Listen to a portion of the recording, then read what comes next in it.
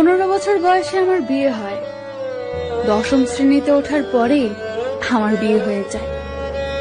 সাবালিকা হতে না হতেই বিয়ে নামের দায়িত্বটা আমার মাথায় বোঝা হয়ে পড়ে। কামুকতায় অধিকার আদায়ে প্রতি রাতেই স্বামী হিসাব করে পাই পাই করে আদায় করে নেয় ধার অধিকার। তখন না বুঝতাম স্বামীর মন, না বুঝতাম সংসার। 5 বছর শেষে এখন সবই বুঝতে শিখে গেছি। সংসারের কাজ, শ্বশুর শাশুড়ি এবং স্বামীর সেবা যত্ন করতে শিখে গেছি। বুকের ভেতরে কষ্টগুলো ছাপা দিতে শিখে গেছি। শুধু পারিনি আমার রূপ ও গুণাবলী দিয়ে স্বামীর মন জয় করতে।